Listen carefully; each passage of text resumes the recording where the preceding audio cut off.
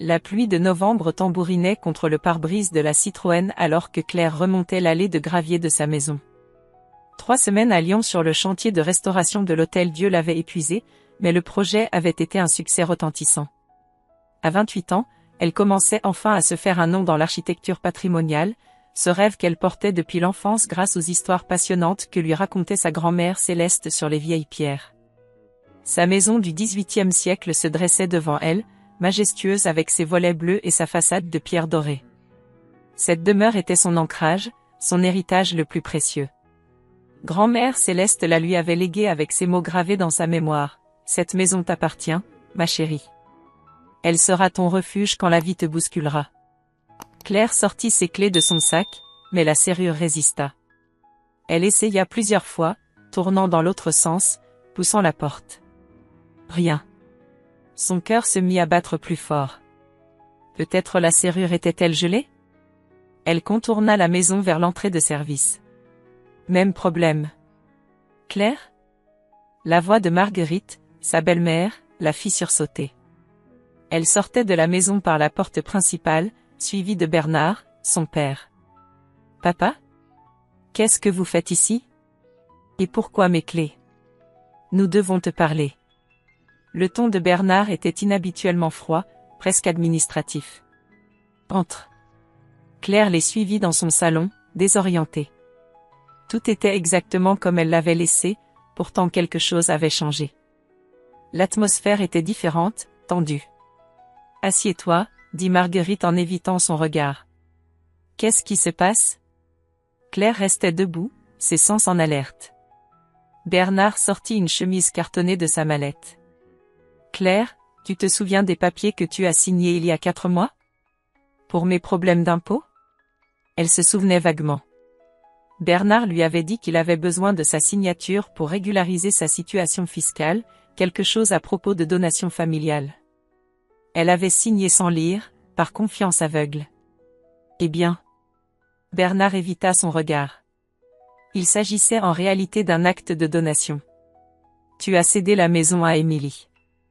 Les mots résonnèrent dans sa tête comme un coup de massue. Quoi?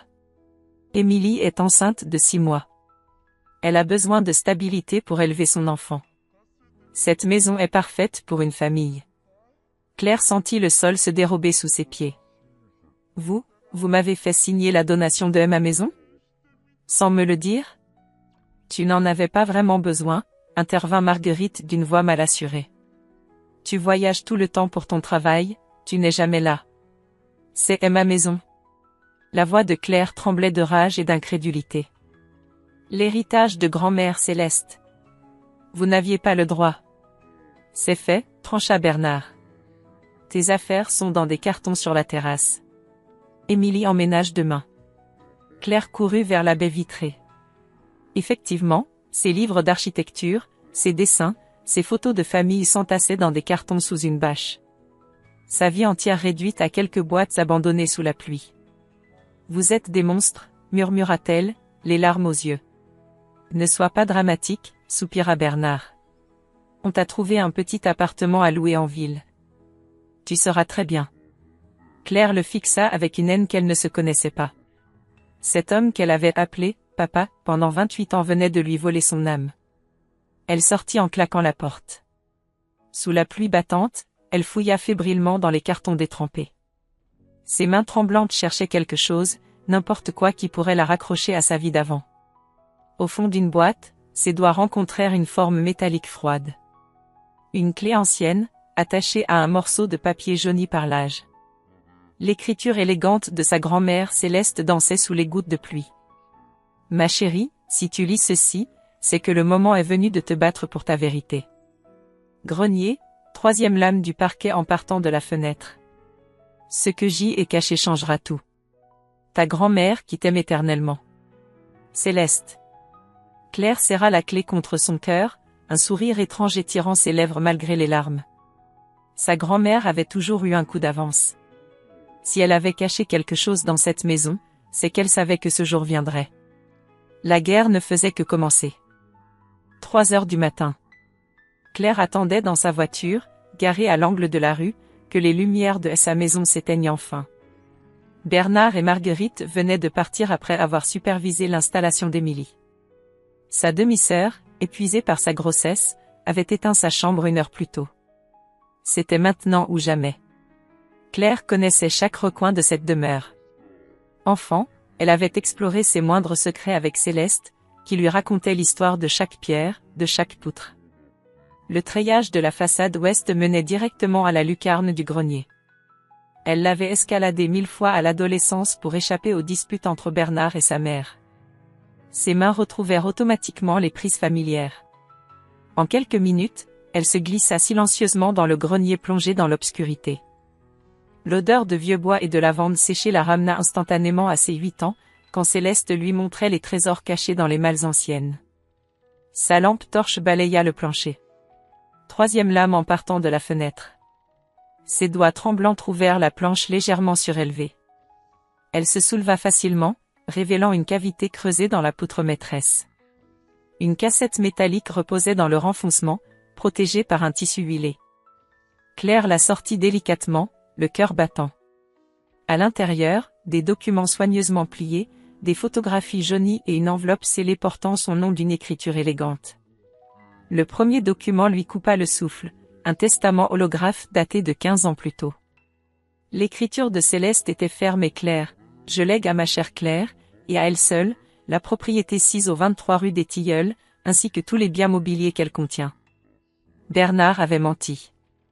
Cette maison lui appartenait légalement depuis la mort de Céleste, il y a 5 ans. Mais ce n'était que le début.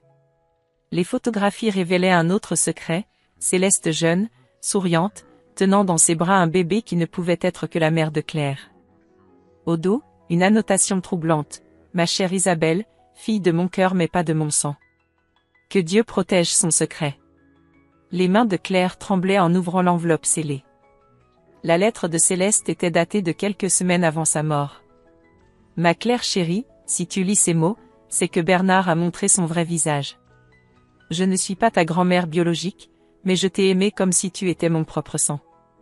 Ta vraie grand-mère, Marie-Claire, était ma meilleure amie. Elle est morte en donnant naissance à ta mère Isabelle, et j'ai promis de protéger cet enfant comme la mienne. Mais il y a plus grave, ma chérie. Bernard n'est pas ton père. Ta mère a eu une liaison passionnée avec un jeune architecte avant son mariage. Elle a épousé Bernard par sécurité, mais elle ne l'a jamais aimé. Cet homme, ton vrai père, s'appelait Gabriel. Il ignore ton existence, mais j'ai gardé ses lettres et son adresse. Tu trouveras tout ce qu'il faut pour révéler la vérité et récupérer ton héritage. Bernard a toujours su que tu n'étais pas sa fille, c'est pour cela qu'il t'a toujours traité différemment d'Émilie. Sa jalousie et sa cupidité l'ont rendu cruel. Bats-toi, ma chérie. Tu as le sang des bâtisseurs dans les veines, celui de ton vrai père qui créait de la beauté avec ses mains. Cette maison t'appartient de droit et de cœur. Avec tout mon amour éternel, Céleste. Claire s'effondra sur le plancher poussiéreux, submergée par ces révélations. Toute sa vie était un mensonge soigneusement orchestré. Bernard, cet homme qu'elle avait appelé papa, l'avait manipulée en connaissance de cause. Il savait qu'elle n'était pas sa fille, il savait que la maison lui revenait légalement, et pourtant il l'avait dépouillée sans scrupule. Au fond de la cassette, elle découvrit une dernière enveloppe contenant l'adresse d'un notaire parisien, Maître Gabriel Renaud, 15 avenue Hoche, Paris 17e. Ce nom résonnait étrangement à ses oreilles. Gabriel, comme l'homme mentionné dans la lettre de Céleste. Une photo glissa de l'enveloppe. Un homme dans la trentaine, beau, souriant, tenant une équerre d'architecte. Au dos, l'écriture de sa mère: Gabriel, mon amour secret, père de mon enfant bien-aimé. Claire étudia intensément ce visage. Les mêmes yeux noisettes qu'elle, la même forme de menton volontaire, les mêmes mains fines d'artiste. Cette ressemblance troublante ne pouvait être un hasard. Un bruit de pas dans l'escalier la figea. Émilie montait vers sa chambre. Claire rassembla rapidement tous les documents, referma la cassette et regagna silencieusement la lucarne. En quelques minutes, elle redescendit le treillage et regagna sa voiture. Assise dans l'habitacle, elle contemplait la photo de cet homme qui était peut-être son père. Gabriel Renaud. Architecte devenu notaire. L'ironie du sort était saisissante, Elle qui avait toujours rêvé d'architecture avait peut-être hérité cette passion de son véritable père. Demain, elle prendrait le premier train pour Paris. Bernard allait découvrir que sa petite Claire docile savait mordre quand on la poussait dans ses retranchements. Elle démarra sa voiture, un sourire féroce aux lèvres. La guerre venait de changer de camp. Le TGV filait vers Paris dans la brume matinale. Claire serrait la cassette de Céleste contre elle, les révélations de la nuit passée tournant en boucle dans sa tête. Gabriel Renault. Ce nom résonnait comme une promesse et une énigme. Était-ce vraiment son père? Et si oui, pourquoi était-il devenu notaire après avoir été architecte? L'avenue Hoche baignait dans la lumière dorée de novembre. Le cabinet de Maître Renault occupait un magnifique hôtel particulier du XIXe siècle, parfaitement restauré. Claire reconnut immédiatement la patte d'un architecte dans chaque détail, les proportions parfaites, l'harmonie des matériaux, le respect du patrimoine allié à une fonctionnalité moderne. La secrétaire l'accueillit avec courtoisie. Maître Renault va vous recevoir, mademoiselle Dubois. Claire pénétra dans un bureau aux murs tapissés de livres anciens. Derrière un imposant bureau d'époque, un homme dans la cinquantaine se leva pour l'accueillir. Ses cheveux étaient maintenant argentés, son visage marqué par l'expérience, mais Claire reconnut instantanément les traits de la photographie. Les mêmes yeux noisettes, le même regard intelligent et bienveillant. Mademoiselle Dubois? Sa voix était chaude, légèrement éraillée. Asseyez-vous, je vous prie. Claire posa la cassette sur le bureau. Maître, je pense que vous devez voir ceci avant tout. Elle sortit la photographie où sa mère avait écrit « Gabriel, mon amour secret, père de mon enfant bien-aimé » et la posa devant lui. L'homme blêmit. Sa main trembla imperceptiblement en prenant le cliché. Ses yeux se levèrent vers Claire, et elle y lut une reconnaissance immédiate. « Mon Dieu ! Isabelle !»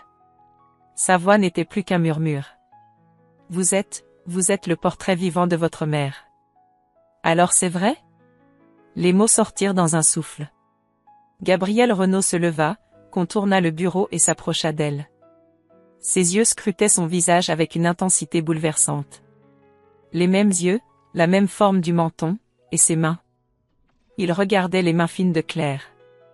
Des mains d'architecte. Oui, ma chérie, je suis votre père. Claire sentit ses jambes se dérober.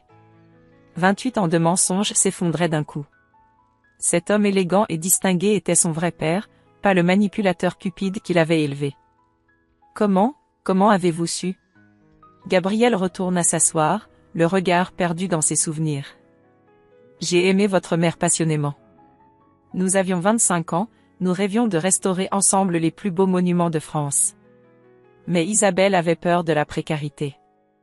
Bernard lui offrait la sécurité financière que je ne pouvais pas lui garantir à l'époque. Il ouvrit un tiroir de son bureau et en sortit une liasse de lettres jaunies.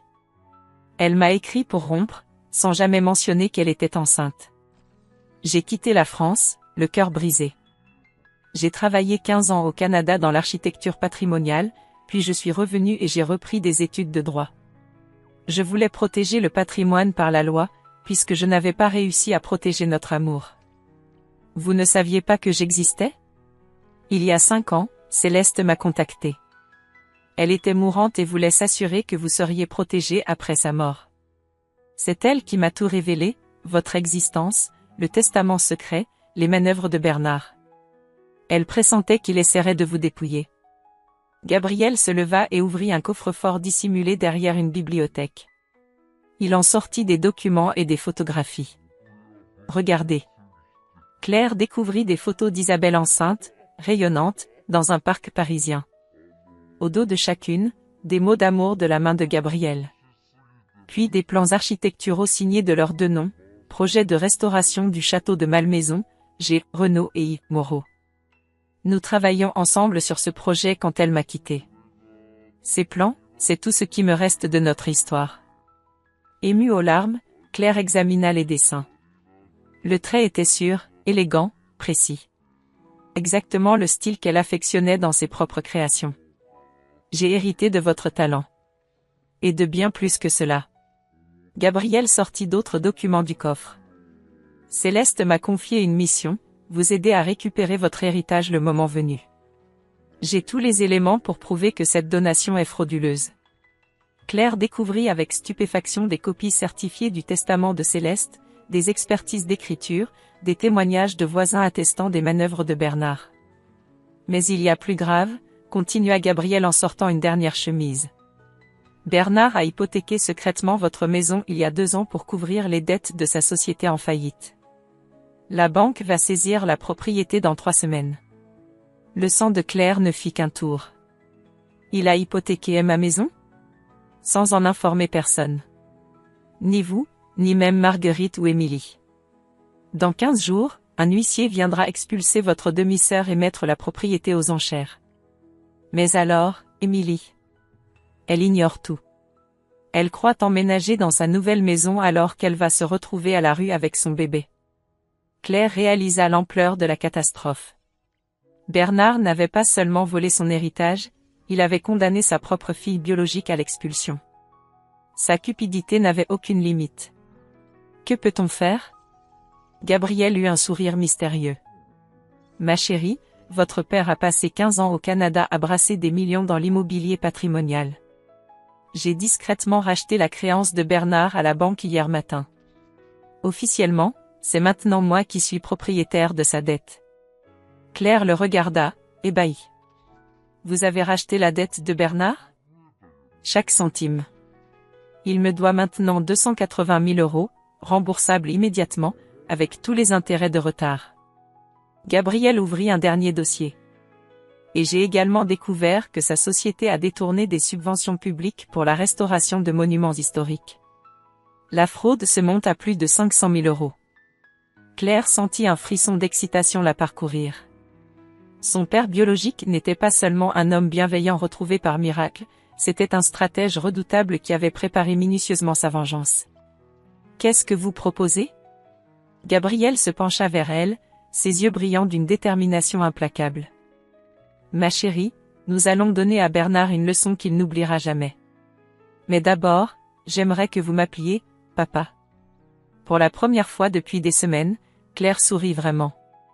Elle avait perdu un père manipulateur, mais retrouvé un vrai père aimant et puissant. La guerre allait prendre une dimension que Bernard n'imaginait même pas. 2 semaines s'étaient écoulées depuis la rencontre avec Gabriel. Claire avait quitté son minable studio pour s'installer dans l'appartement parisien de son père, un magnifique duplex avec vue sur les Invalides. Pour la première fois de sa vie, elle se sentait vraiment chez elle quelque part. Leur plan était d'une sophistication diabolique. Gabriel avait utilisé ses relations dans le milieu juridique et immobilier pour orchestrer une vengeance parfaite. Chaque détail avait été minutieusement préparé, chaque éventualité anticipée. Ce matin-là, Claire composait le numéro de Bernard, le cœur battant d'excitation. Papa ? C'est Claire. Claire. La voix de Bernard trahissait sa surprise. Tu m'appelles enfin. J'espère que tu ne m'en veux plus pour. Non, non. J'ai réfléchi. Tu avais raison, cette maison était trop grande pour moi.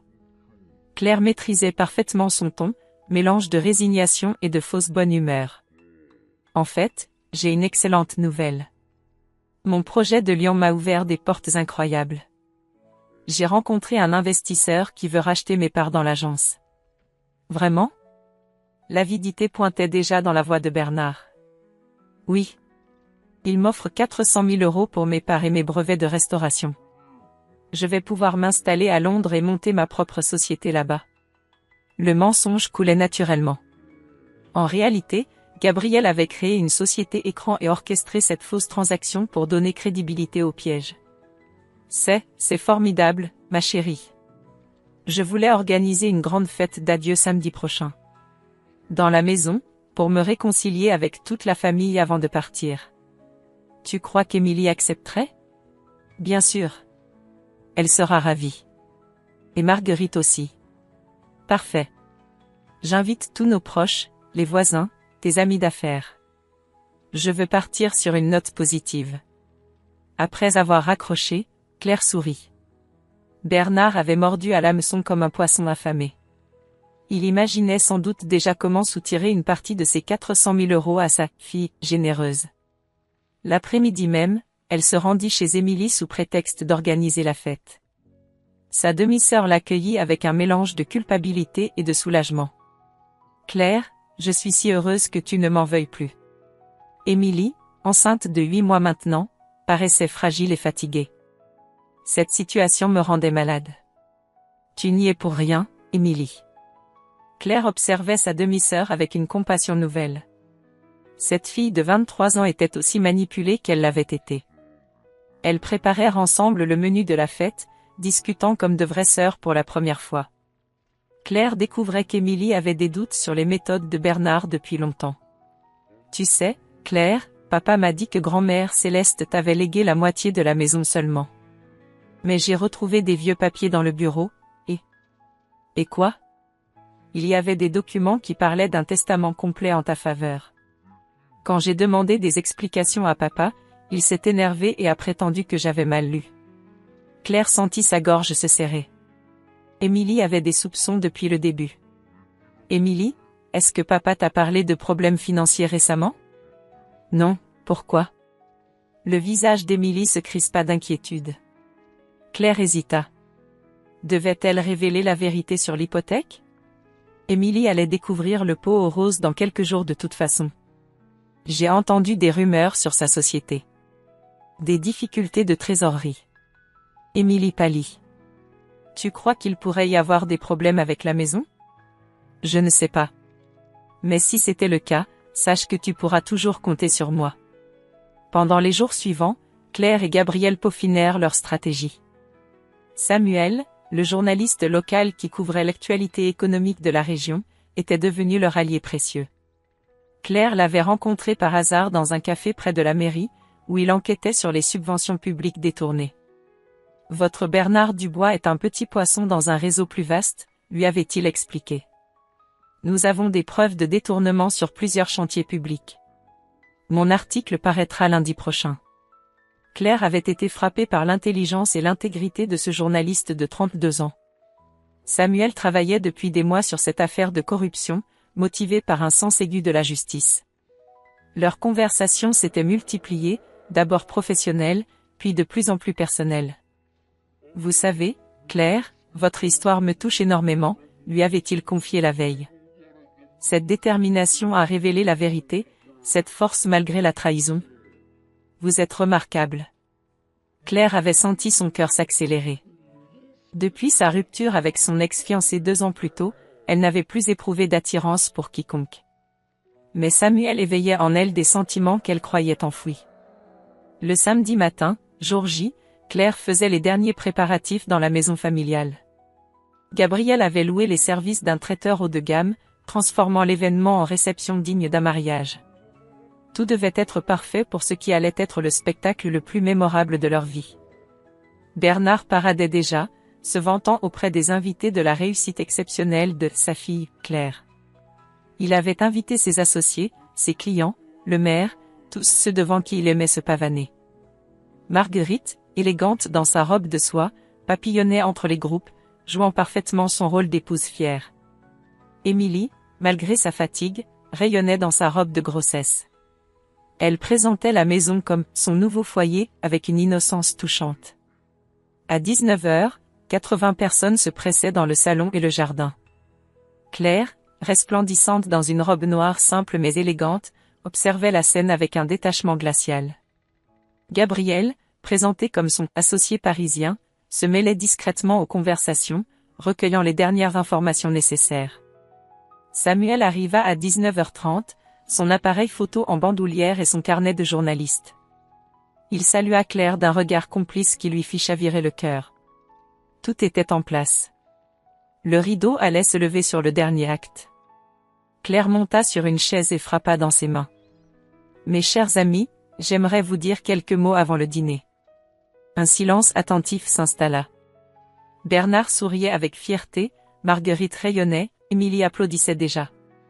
Claire sourit et commença, « Certains d'entre vous savent que je quitte la région pour Londres. Mais avant de partir, je voulais partager avec vous une histoire extraordinaire. L'histoire de ma vraie famille. » Son regard croisa celui de Gabriel, qui hocha imperceptiblement la tête. Le spectacle commençait. Le silence qui accueillit les premiers mots de Claire était parfait. 80 visages tournés vers elle, attentifs et bienveillants. Bernard rayonnait de fierté, Marguerite souriait avec tendresse, Émilie applaudissait déjà. Il s'attendait à un discours d'adieu émouvant, parsemé de remerciements et de promesses de retour. Ils allaient avoir bien plus que cela.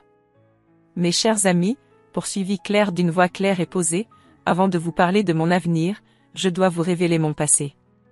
Car parfois, la vérité sommeille pendant des décennies avant d'éclater au grand jour. Elle sortit de son sac la photographie de Gabriel jeune et la tendit à l'assemblée. Un murmure parcourut les invités. Cet homme est mon véritable père. Gabriel Renaud, architecte et notaire parisien. L'homme que j'ai appelé papa pendant 28 ans, elle pointa Bernard du doigt, savait depuis toujours que je n'étais pas sa fille biologique. Le sourire de Bernard se figea. Marguerite devint livide. Dans l'assemblée, les chuchotements s'intensifiaient. Gabriel s'avança alors et prit la parole d'une voix grave. Je suis Gabriel Renaud. J'ai aimé la mère de Claire, Isabelle, avant qu'elle n'épouse Bernard. J'ignorais qu'elle était enceinte quand elle m'a quitté. Les flashs de Samuel crépitaient discrètement. Il documentait chaque instant de cette révélation historique. Claire continua, imperturbable, mais ce n'est pas tout. Ma grand-mère Céleste, que vous avez tous connue et aimée, m'avait légué cette maison dans son testament. Voici l'original. Elle déploya le document authentique sous les yeux de l'assemblée. Les invités se pressaient pour voir, incrédules. Bernard a dissimulé ce testament pendant 5 ans et m'a fait signer une fausse donation en me mentant sur sa nature. Claire, arrête ces sottises. Bernard tenta d'intervenir, mais sa voix tremblait déjà. Attendez, ce n'est pas terminé. Claire sourit froidement. Car notre cher Bernard cache bien d'autres secrets. Savez-vous qu'il a secrètement hypothéqué cette maison il y a 2 ans? Émilie porta sa main à sa bouche, saisie d'horreur. Quoi? 280 000 € d'hypothèque pour couvrir les dettes de sa société en faillite. Dans une semaine, un huissier devait venir expulser Émilie et saisir la propriété. L'assemblée était maintenant sous le choc.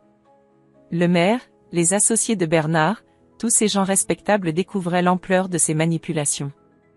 Devait, releva Gabriel avec un sourire énigmatique. Car j'ai une excellente nouvelle, ma chère fille. J'ai racheté la totalité de la dette de Bernard hier.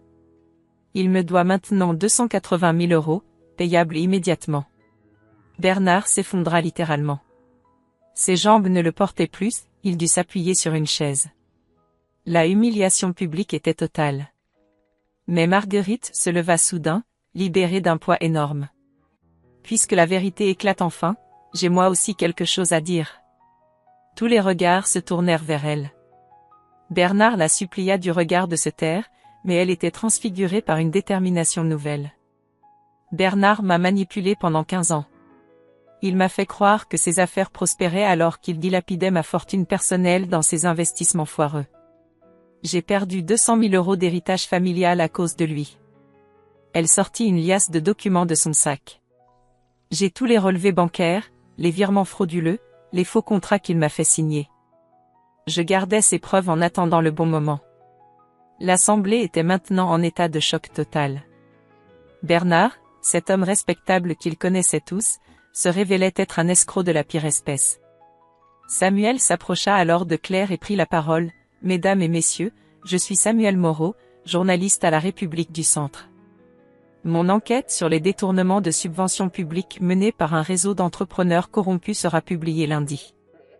Bernard Dubois y figure en bonne place pour un préjudice de 500 000 €. Il tendit une copie de l'article à l'Assemblée. Les preuves étaient accablantes, fausses factures, surfacturation, entreprise fantôme. Émilie, en larmes, se leva péniblement. Claire, je suis désolée. Je ne savais rien de tout cela. Si j'avais su. Tu n'y es pour rien, Émilie. Claire la prit dans ses bras avec une tendresse sincère. Tu es ma sœur et tu le resteras toujours.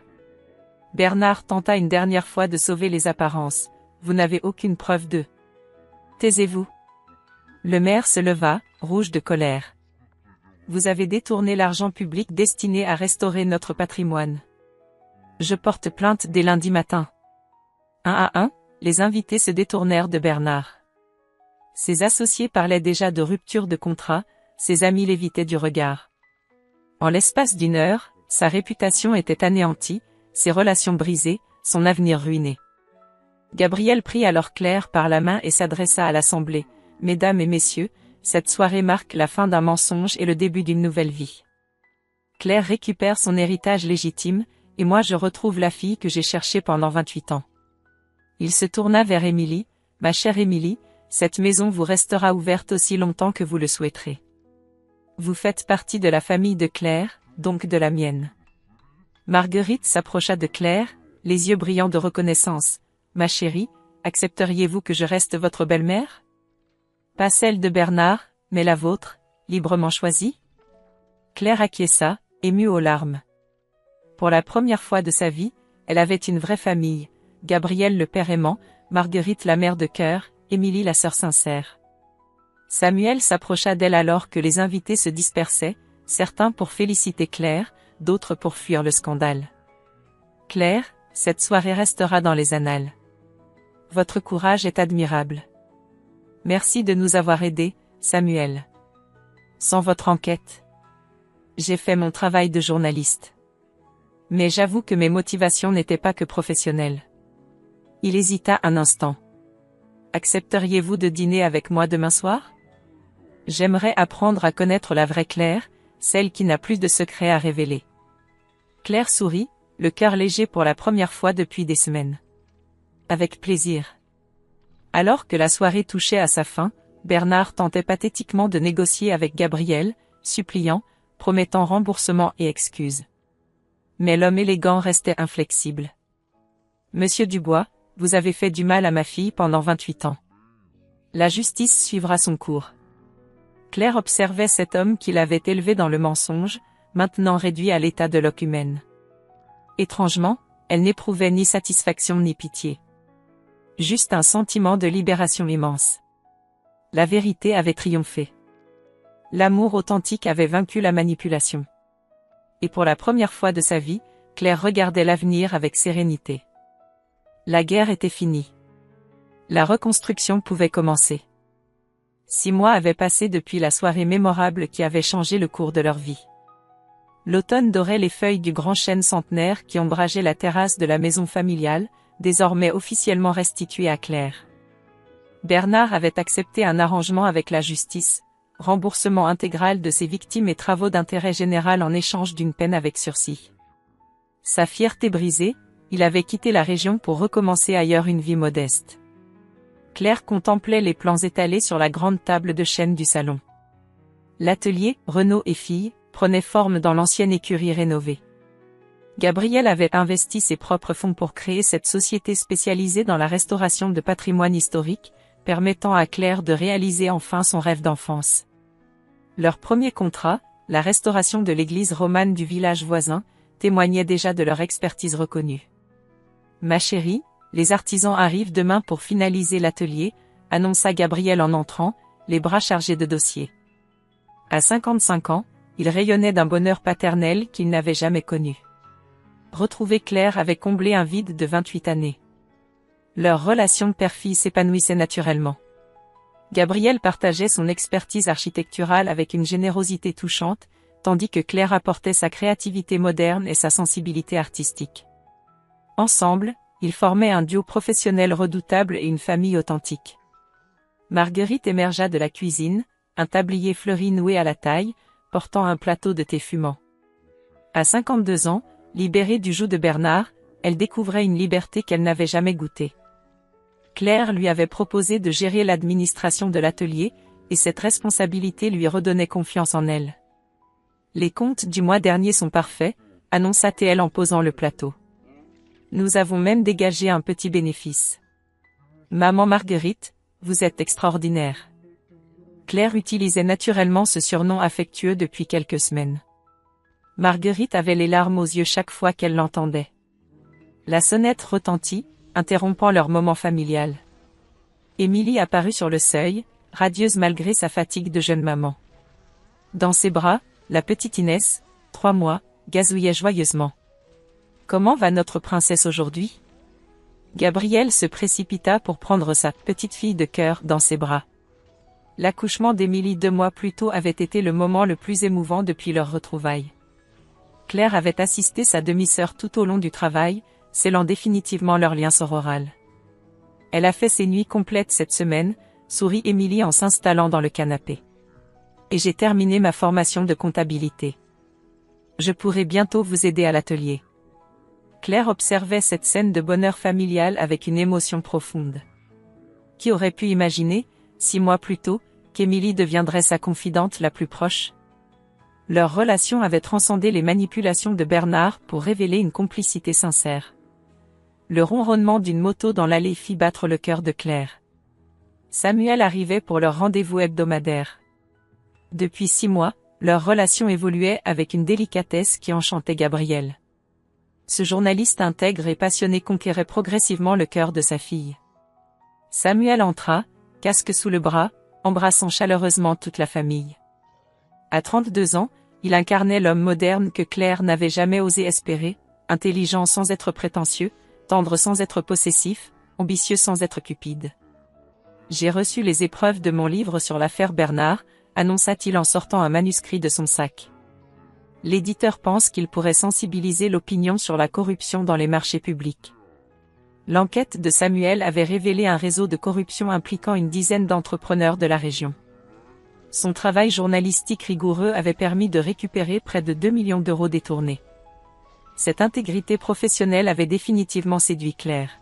« Samuel, vous devriez rester dîner », proposa Marguerite.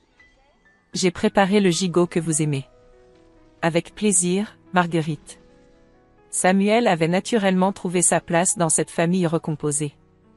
Alors que la soirée s'installait paisiblement, Claire monta dans le grenier pour finaliser l'aménagement de son bureau. C'est là, dans ce lieu chargé d'histoire où elle avait découvert les secrets de Céleste, qu'elle concevait maintenant ses plus beaux projets. En déplaçant une poutre pour installer une étagère, ses doigts rencontrèrent une surface lisse. Une dernière cachette de sa grand-mère de cœur. À l'intérieur, une enveloppe scellée portait son nom d'une écriture tremblante. Ma Claire adorée, si tu lis cette lettre, c'est que tu as triomphé et que la justice a prévalu. Je savais que tu aurais la force de te battre. Dans cette cachette, j'ai placé mes derniers secrets, les bijoux de famille de ta vraie grand-mère Marie-Claire, et une prédiction qui te fera sourire. Tu trouveras l'amour avec un homme qui écrit l'histoire, pas celui qui l'a subi. Un homme dont le cœur sera aussi pur que ses intentions. Je le vois dans tes yeux futurs, grands, bruns, avec des mains qui tiennent une plume comme toi tu tiens ton crayon d'architecte. Ces bijoux t'aideront le jour où tu voudras unir ta vie à la sienne. Car l'amour véritable, ma chérie, c'est la plus belle architecture que l'on puisse construire. Ta grand-mère de cœur qui t'aime éternellement, Céleste. Claire découvrit un écrin de velours contenant un collier de perles anciennes et des boucles d'oreilles en diamant. Mais surtout, elle réalisa avec émotion que Céleste avait prédit la venue de Samuel dans sa vie. Un homme qui écrit l'histoire. Le journaliste correspondait parfaitement à cette description. Elle redescendit, l'écrin à la main, le cœur battant d'émotion. Dans le salon, Samuel racontait ses dernières investigations à Gabrielle, tandis qu'Émilie et Marguerite préparaient le dîner en riant aux éclats. La petite Inès dormait paisiblement dans son couffin. « Samuel » appela Claire doucement. « Pourriez-vous m'accompagner dans le jardin ?» Sous les premières étoiles, ils marchèrent en silence vers le vieux banc de pierre où Céleste aimait s'asseoir pour contempler sa maison. Claire raconta sa découverte, montra la lettre prémonitoire. « Céleste vous avait prédit avant même que nous nous rencontrions, murmura-t-elle, troublée par cette coïncidence troublante. Samuel prit ses mains dans les siennes. « Claire, ces 6 derniers mois ont été les plus beaux de ma vie. Vous m'avez montré qu'il existait des personnes capables de transformer l'injustice en force, la trahison en amour. » Il la regarda intensément. « Je vous aime. Pas seulement pour votre courage ou votre beauté, mais pour cette capacité unique à reconstruire de la beauté sur les ruines du mensonge. » Claire sentit son cœur exploser de bonheur. « Moi aussi, je vous aime, Samuel. » Leur premier baiser scella cette union prédite par Céleste sous les étoiles bienveillantes. En rentrant dans la maison, ils trouvèrent Gabrielle qui les attendait sur le seuil, un sourire complice aux lèvres. « Alors, Ma fille, quand me présentez-vous officiellement mon futur gendre? Le rire cristallin de Claire résonna dans la nuit. Pour la première fois de sa vie, elle était pleinement heureuse, entourée de sa vraie famille et de l'homme qu'elle aimait. Les cendres du passé avaient donné naissance à un présent radieux. 2 ans plus tard, le 15 mai, la maison familiale rayonnait sous le soleil printanier. Les glycines centenaires cascadaient en grappes violettes le long de la façade restaurée, et le jardin embaumait les roses anciennes que Céleste avait plantées 40 ans plus tôt. Claire observait ce tableau depuis la fenêtre de sa chambre, vêtue d'une simple robe de soie ivoire qui épousait harmonieusement ses formes. Aujourd'hui, elle épousait Samuel. 2 années extraordinaires s'étaient écoulées depuis sa renaissance. L'atelier, Renaud et Filles, était devenu une référence régionale en restauration patrimoniale. Leur équipe de 12 personnes venait d'achever la restauration spectaculaire du château de Fontainebleau, un contrat prestigieux qui avait propulsé leur réputation au niveau national. Claire dirigeait les projets créatifs tandis que Gabriel supervisait les aspects juridiques et financiers. Leur complicité père-fille s'épanouissait autant dans l'intimité familiale que dans l'excellence professionnelle. Marguerite frappa délicatement à la porte et entra, resplendissante dans son tailleur rose poudré. À 54 ans, elle incarnait l'élégance naturelle d'une femme enfin libre. Son divorce d'avec Bernard finalisé, elle avait retrouvé son nom de jeune fille et dirigeait maintenant l'administration de l'atelier avec une compétence remarquable. « Ma chérie, vous êtes absolument radieuse. » Ses yeux brillaient d'émotion maternelle. « Gabriel vous attend dans le salon pour la remise du bouquet de Céleste. » Claire descendit l'escalier de chêne ciré, ses pas résonnant dans la demeure ancestrale. Gabriel l'attendait effectivement, élégant dans son costume sombre, tenant un bouquet de lys blancs et de roses anciennes. Mais ce qui la bouleversa, c'était la présence inattendue d'Émilie, venue spécialement de Lyon où elle terminait ses études de gestion, accompagnée de sa fille Inès, maintenant âgée de 2 ans et demi. « Tati Claire !» La petite fille courut vers elle, ses boucles blondes dansant dans la lumière dorée. Claire la souleva dans ses bras, respirant ce parfum d'enfance qui lui rappelait sa propre jeunesse auprès de Céleste. « Ma belle Émilie, tu es venue. » Claire embrassa sa demi-sœur, devenue au fil du temps sa confidente la plus précieuse. Leur relation avait transcendé les blessures du passé pour se transformer en amour sororal authentique. « Je ne pouvais pas manquer le mariage de ma grande sœur, » sourit Émilie. « D'autant que j'ai une nouvelle à t'annoncer, j'ai obtenu mon diplôme avec mention et je viens m'installer définitivement ici. Si l'atelier a besoin d'une comptable. » Émilie. Gabriel et Claire s'exclamèrent ensemble, ravis. La famille se reconstituait définitivement. Gabriel tendit solennellement le bouquet à Claire. « Ma chérie, Céleste aurait été si fière de vous voir aujourd'hui.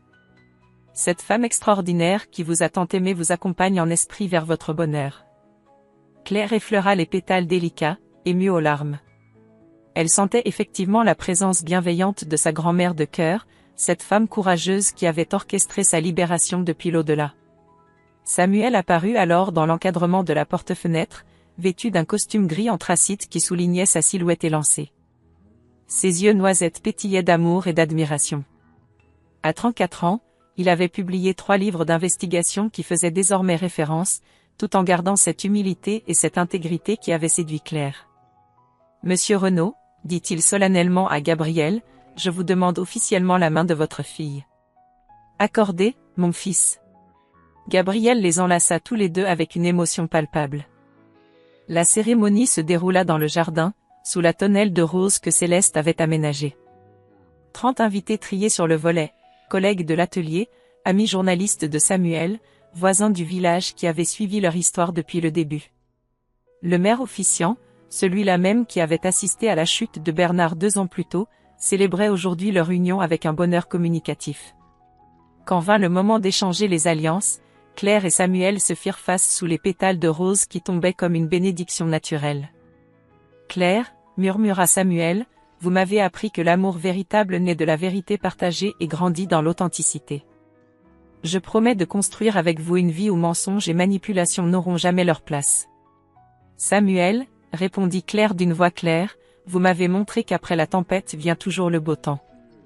Je promets de vous aimer dans la transparence et la confiance, comme Céleste aimait cette maison, pour l'éternité. » Ils échangèrent leurs alliances simples mais symboliques, forgées dans l'or blanc comme leur amour, pur et inaltérable. Le baiser qui scella leur union fut accueilli par les applaudissements émus de l'assemblée. Gabriel avait les larmes aux yeux, Marguerite sanglotait de bonheur, Émilie filmait tout avec son téléphone pour immortaliser ce moment parfait. Alors que la réception battait son plein dans le jardin fleuri, Claire s'éclipsa quelques minutes vers le grenier. Dans son ancien bureau, elle contempla la photographie de Céleste qu'elle avait encadrée avec amour. La vieille dame souriait, complice, comme si elle approuvait chaque détail de cette journée. « Merci, grand-mère », murmura Claire en posant sa main sur son ventre encore plat. « Merci de m'avoir appris que l'amour véritable résiste à tout, même au temps. » Car Claire portait un secret merveilleux, elle était enceinte de 6 semaines. Samuel et elle avaient décidé de garder cette nouvelle pour leur nuit de noces, cadeau parfait pour célébrer leur union. En redescendant au jardin, elle croisa Gabriel qui montait la chercher. « Ma chérie, Samuel vous attend pour la première danse. »« Papa, » dit-elle en prenant son bras, « j'ai quelque chose à vous dire. Dans 8 mois, vous serez grand-père. » Gabriel s'immobilisa, le souffle coupé. Puis un sourire radieux illumina son visage. « Claire, vraiment ? Vraiment. Et si c'est une fille, nous l'appellerons Céleste. » Gabriel la serra dans ses bras avec une tendresse infinie. « Ma chérie, la boucle est bouclée. Céleste renaît à travers vous. » Ils redescendirent ensemble vers le jardin où Samuel les attendait, inquiet de cette absence prolongée. « Tout va bien, mon amour ?» demanda-t-il en prenant Claire dans ses bras. « Plus que bien », sourit-elle en posant ses lèvres contre son oreille. « Nous allons être parents. » Samuel la fit tournoyer dans ses bras sous les regards attendris de toute l'assemblée. Marguerite et Émilie, intriguées, s'approchèrent pour comprendre cette explosion de joie. « Nous sommes enceints », annonça Samuel à tous, incapable de contenir son bonheur. Les félicitations fusèrent de toutes parts. Émilie pleurait de joie à l'idée que sa fille Inès aurait bientôt un petit cousin ou une petite cousine. Marguerite rayonnait à la perspective de devenir grand-mère de cœur.